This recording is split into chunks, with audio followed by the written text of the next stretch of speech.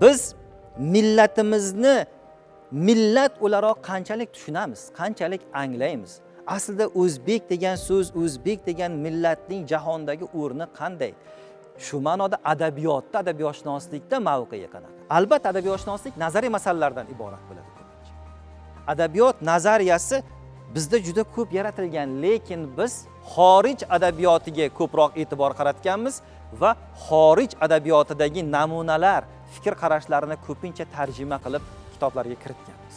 Biz endi yangi yo'ldan boramiz. Adabiyot nazariyasi 2 jildli yaratiladi. Bu ham 2030-yilgacha kitobxonlarga taqdim qilinadi. O'zbek adabiyoti tarixi uzoq bir tarix.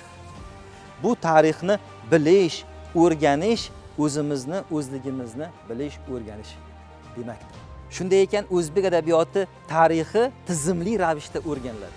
Maqsadlar, g'oyalar, qarashlar, rejalar, bular hammasi O'zbekiston 2030 strategiyasidan kelib chiqadi. Strategiyada bu yo'nalishdagi fikr qarashlar hammasi to'liq aks etgan va aniq misollar va aniq raqamlarda ko'rsatilgan. U moddiy jihat, u ma'naviy jihat bo'ladimi? Yoki kamolot axloqiy tarbiya bilan bog'liq bo'lgan jarayon bo'ladimi? Avvalo mana shu loyihalarning, mana shu aytilgan fikr qarashlarining amalga oshishi har birimizga bog'liq.